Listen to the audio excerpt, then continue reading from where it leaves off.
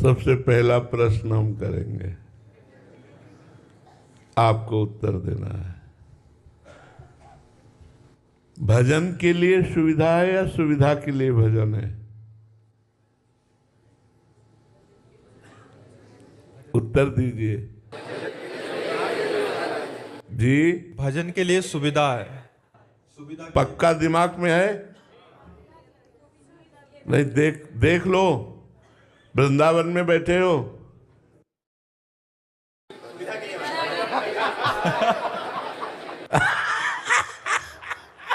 Change हो गए महाराज। अब देख लो, मतलब हम इसीलिए पहले प्रश्न किया है कि भजन के लिए सुविधा है या सुविधा के लिए भजन है? भजन के लिए सुविधा जिनकी है वो हाथ खड़ा करे, और सुविधा के लिए भजन है वो हाथ खड़ा करे। ज्यादा दूसरे हाले ठीक है। भजन के लिए ही हमारी जितनी भी जीवनी शक्ति है, जितनी भी बाह्य व्यवस्था है, जितना भी पारिवारिक संबंध है, बहुत ध्यान से सुनना। आप अध्यात्म की चर्चा सुनने आए हैं, यहाँ व्यर्थ का वार्ता तो है नहीं। आपका मनुष्य जन्म लेना, आपका गृहस्थ या विरक्त होना, आपके पास जो भी सुख सुविधाएं हैं, वो सब केवल भगवत प्राप्ति के लिए है। अब आगे क्या होना है, अब आगे ये हो जाए, अब आगे वो हो जाए, और हमारे दिमाग में ये बात नहीं आ रही कि आगे मृत्यु आ रही है जो सर्वस्व अपहरण कर लेगी। अगर हम भगवान की प्राप्ति नहीं कर पाए, सो परत्र दुख पावई, सिर धुनि धुनि पछताए, कालहि कर्मई ईश्वरई मिथ्या दोष लगाए। अरे भाई, भगवान अनुकूल नहीं थे, इसलिए काल अनुकूल नहीं था। इसलिए सबसे प्रार्थना हम करना चाहते हैं हृदय से, आप लोग हमारी बात को समझिए। भगवान ने सुविधा दी है भजन के लिए। भजन अविनाशी है। अविनाशी भजन के बदले में सुविधा मत मांगो यार, धोखे में हो जाओगे। सोने का सिक्का दे करके व्यर्थ की वस्तुएं, खिलवाड़ की वस्तुएं खरीदना, ऐसा समझो है। यह अविनाशी राम नाम, कृष्ण नाम, हरि नाम, राधा नाम, और इसके बदले में सुविधा भोग, आखिरकार वो तो प्रारब्ध के अधीन आ ही जाएंगे। स्वामी हरिदास जी महाराज कह रहे हैं, हरि भज छान मान नर्तन को, मति बंछय रे मति बंछय, तिल तिल धन को, अन मांगे आगे आवे गो, ज्यो पल लागे पल को, कह हरिदास मीच ज्यो आवे, त्यों है धन आपन को। जैसे पलक बिना किसी प्रयास के झपकती रहती है, ऐसे सुख और दुख, धन, संपत्ति, ये प्रारब्ध के अनुसार आ जाएगी। आप भजन में लगो, अपने कर्तव्य का पालन, अपनी सुविधाओं को भजन के लिए रखो, तो आपका जीवन सिद्ध हो जाएगा। आप गृहस्थ में हो तो परिपक्व हो जाओगे, विरक्त में हो तो परिपक्व हो जाओगे। कैसे हमारी सुख सुविधा बढ़ जाए, फिर हम भजन करेंगे। माया अवसर नहीं देती।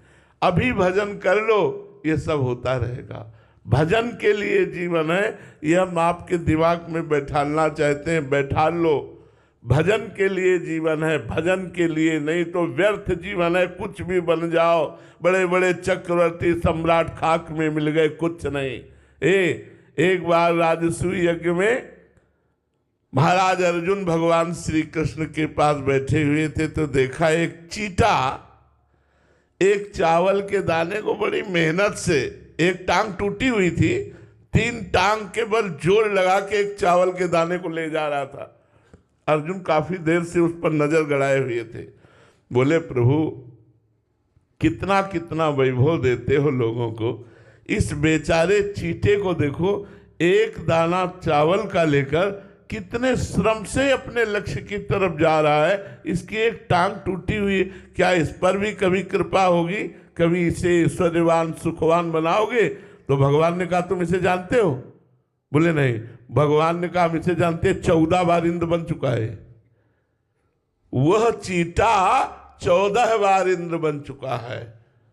जैसे इंद्र की पदवी से डायरेक्ट अजगर की योनि में महाराज नौस, ऐसा थोड़ी कि तुम इंद्र बन गए, देवराज इंद्र बन गए तब देवता बने रहोगे। देवराज इंद्र की पदवी से डायरेक्ट आए तो अजगर की योनि को प्राप्त हुए। ए भाई, मनुष्य योनि में सारी सुविधाएं अपने धर्म का पालन करते हुए भगवत प्राप्ति के लिए है। ये बात समझ लो। भगवत प्राप्ति ना कर पाओ तो कम से कम भजन इतना कर लो कि अगला जन्म हमें फिर मनुष्य का मिले और हम फिर भगवान की आराधना करके भगवान को प्राप्त हो। अगर भगवान की प्राप्ति नहीं तो मुझे सब धोखा लग रहा है यार, सब नाटक माया का सब धोखा लग रहा है।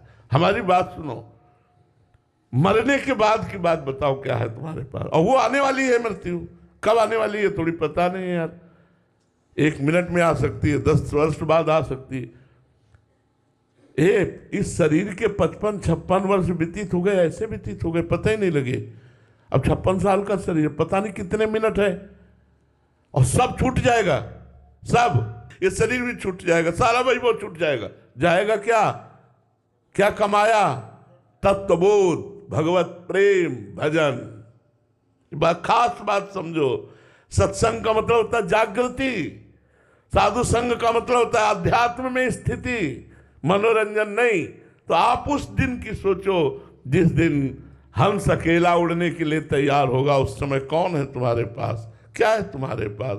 इसलिए भाई, सुविधा भजन के लिए है, सुविधा भजन के लिए है, भजन सुविधाओं के लिए नहीं तो बहुत बड़ा धोखा हो जाएगा।